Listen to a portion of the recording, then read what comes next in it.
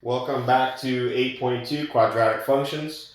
We're still discussing how to graph vertex form, but instead of your k value like we discussed in my previous video, we're now going to discuss the h value, what that does to your graph. So your k value in the last video, we discussed that it can go up or down. If it's positive k, you go up that many spaces. Negative, you go down that many spaces. So that one's pretty straightforward. The h value, like I mentioned, is the one to watch out for.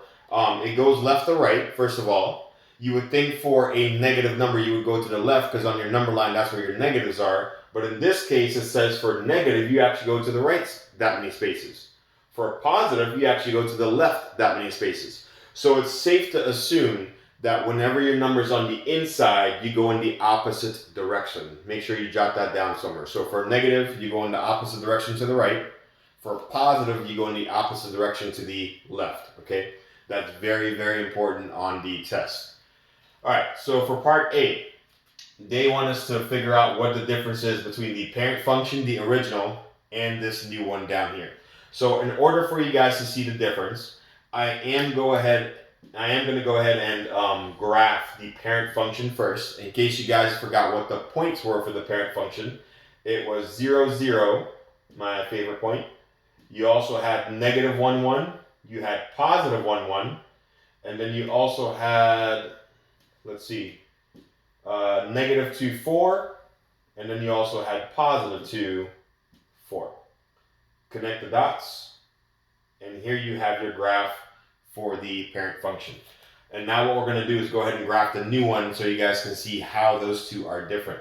So, just like my last video, we're going to talk about whether this thing is the h or the k value first. God forbid you mix up the two. Since this number is on the inside of my parentheses, that tells me that this thing is my h value. And like we said, your h value can go left or right.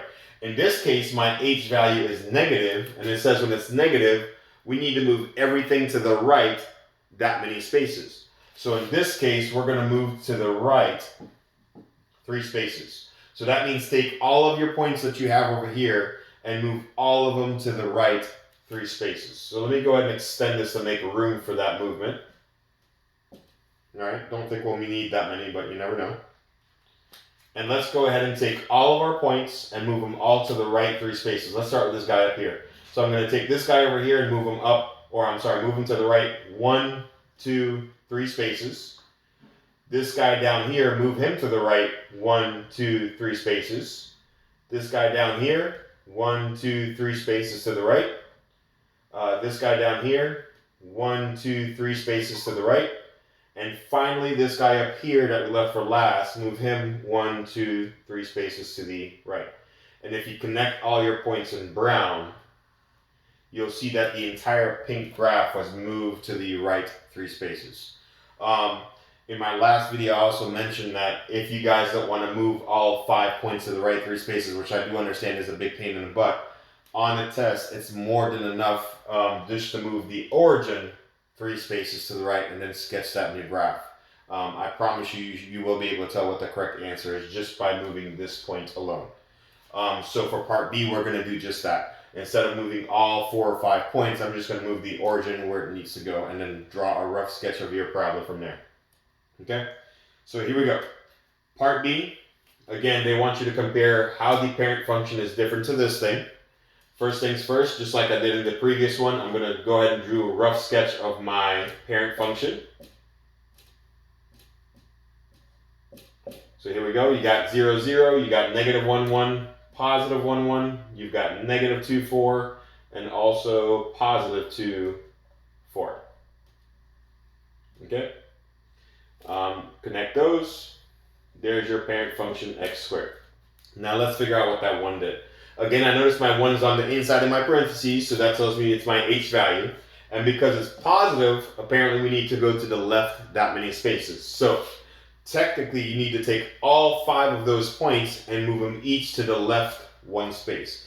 If you don't want to do that, like I said, on a test, it's probably more than enough just to take this center point called the origin, move that guy to the left 1 space, and then draw a rough sketch of your new parabola. You don't have to move all 5 spaces unless you really want to be accurate.